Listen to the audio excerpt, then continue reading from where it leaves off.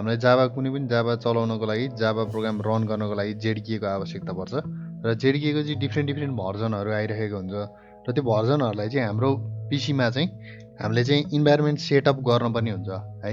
अनि त्यसको लागि चाहिँ हामीले कसरी सेटअप गर्छौँ त भन्दाखेरि अब हामी फर्स्टमा चाहिँ जस्तै हामीले JDK डाउनलोड भनेर सर्च गऱ्यौँ हैन। अब हामी ओरेकलको यो अफिसियल साइटमा जान्छौँ।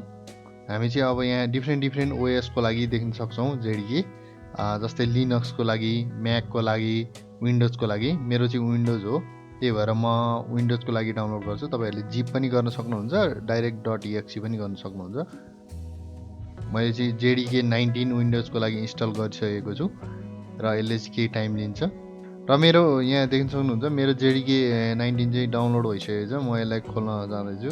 यसलाई चाहिँ हामीले यसरी इन्स्टल गर्न सक्छौँ। नेक्स्ट गर्दा हुन्छ। तपाईले चाहिएको डिरेक्टरीमा राखेर अब यसलाई क्लोज गरिदिँदा हुन्छ। हामीले JDK इन्स्टल गरिसक्यौँ। JDK इन्स्टल गरिसकेपछि अब चाहिँ हामीले यहाँ गएर कमान्ड प्रम्प्टमा गएर cmd सर्च बारमा गएर cmd टाइप गरेर जावा -version टाइप गर्यौँ भने चाहिँ Java not recognise as an internal or external command भन्यो है। सरी मैले भर्जन गरेछु। यसरी हान्यो भने चाहिँ के भन्यो भन्दाखेरि Java is not recognise as an internal or external command operable program or batch file भन्यो। यसको मतलब चाहिँ के भन्यो भन्दाखेरि हाम्रो जावा भन्ने नै चिनेन के हाम्रो कमान्ड प्रम्प्टले, हाम्रो कम्प्युटरले, अपरेटिङ सिस्टमले चाहिँ जावा भन्ने कुरै चिनेन। अब त्यसको लागि हामीले के गर्नुपर्छ भन्दाखेरि इन्भाइरोमेन्ट सेटअप गर्नुपर्छ हैन। इन्भाइरोमेन्ट भेरिएबल सेटअप गर्नुपर्छ।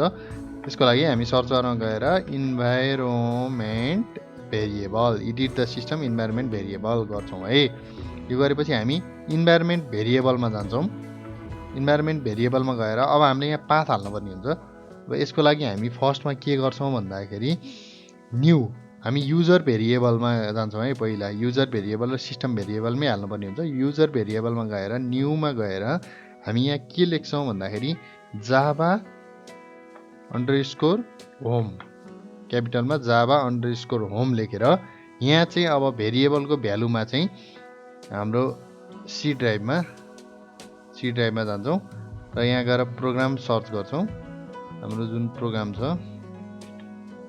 प्रोग्राम फाइल्समा जान्छौँ। प्रोग्राम फाइल्स भित्र हामी यहाँ भित्र अब आफ्नो जावा JDK 19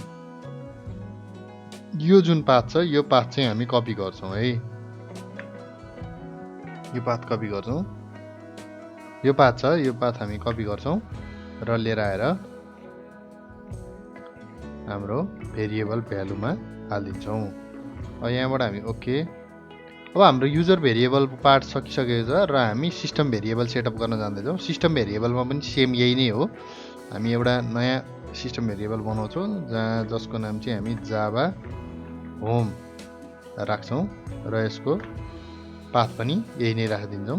यसलाई ओके गरेर अब हामी सिस्टम भेरिएबलमा चाहिँ हामी पाथ पनि डिफाइन गरिदिन्छौँ। यो पाथभित्र पनि हामी गएर क्लिक गरेर अब यहाँ एउटा नयाँ बनाएर यहाँ चाहिँ हामी के गर्छौँ भन्दाखेरि अघि हामीले याद गर्नुभयो होला प्रोग्राममा सीमा गएर प्रोग्राम फाइल्समा गएर जावामा JDKमा गएका थियौँ। JDK को 19 भर्जनमा गएका थियौँ र अब चाहिँ हामी बिनसम्मको लिङ्क हालिदिन्छौँ यहाँ चाहिँ है।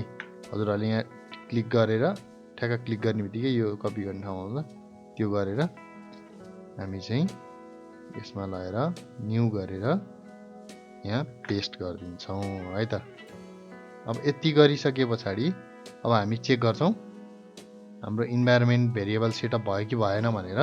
त्यसको लागि मैले अघि नै भनिसकेँ। त्यसको लागि हामी के गर्छौँ cmd टाइप गरेर यहाँ गएर जावा